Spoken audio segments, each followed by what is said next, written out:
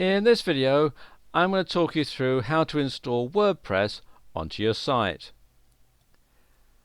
There are two ways that you can do this, and the easiest way is from your web hosting control panel.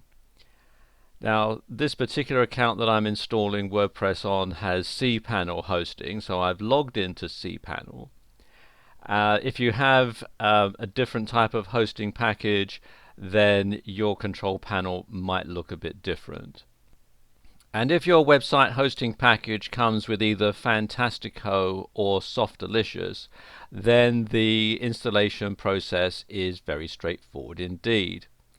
Some other hosting packages come with their own proprietary control panel, which does also include an installation button for WordPress, like I'm going to demonstrate here. Okay, I'm going to scroll down to the bottom here, because this particular hosting account comes with Softalicious, and I'm going to select WordPress. So I click on there. It takes me through to this page, and when I select the Install tab, then you can start to see all the information that you need to enter in. You can choose the protocol, so if your site has a security certificate, you can choose between HTTP and HTTPS. I'm going to leave it at the default settings. You can choose a domain, so if you have a subdomain, then you can add it on here. You can choose the directory. By default, WordPress will set things up in the WP directory. However, if you want to have it in the root directory, then just simply delete that. It'll give you the database name and the table prefix. You can change these if you want. I'm going to leave it all at the default settings. Let's scroll down a bit further. Then you give the site a name and the site a description. Because this is just a demonstration video, I'm going to leave these at the default settings, but normally I would put the proper site name and description and so on in there. Then you want to add the administration account. By default, it will set it up as admin.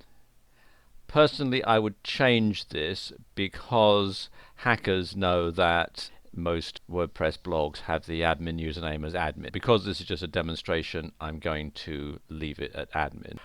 Password you need to enter in. Let's put something in. Actually, you can click here and generate a random password, although you should be certain to copy and paste that onto your computer's clipboard and then save it as a text file, just so that you know exactly what it is and you don't find yourself locked out of your account. You've got the admin email. It'll set it at admin at your domain by default. I'm going to leave it at this setting. You can set the language. It'll set it as English by default, but you can have all sorts of other different languages if you're in a non-English speaking country. Limit login attempts. That's always a good thing to have, because if a hacker tries to attack your site and tries to make its way into the dashboard, then you can limit that and it'll lock them out after a certain period of time.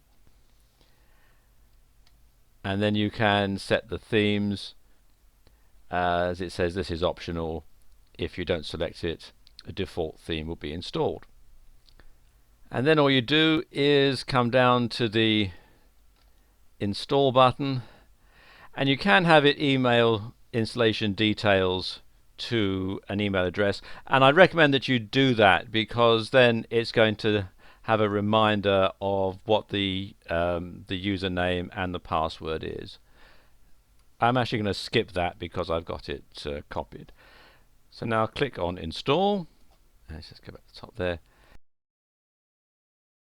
And there we go. You can see that it's now been installed. And if I go to the site, you can see it's installed this installation of WordPress. So what do you do if you can't install WordPress from your web hosting control panel? Well, it is actually quite simple. First of all, you want to come to WordPress.org. Be sure to come to WordPress.org, not WordPress.com, and then click the button here to download the software. You can download it either as a zip file or a tar file. At the time that I'm making this video, the most recent version is version 4.1.1. So download this to your computer's hard drive, and then what you need to do is to click here where it says we've created a handy guide. So just click there, where they will talk you through exactly what you need to do to install WordPress manually. And as they say, it's the famous 5-minute install. It only takes 5 minutes to install this. You'll need some FTP software to install this on your server. And the best one that I know of is FileZilla, which you can download from filezilla-project.org. And this is a free FTP client, and it's very, very easy to use. So there you go. That's how you can install WordPress onto your site.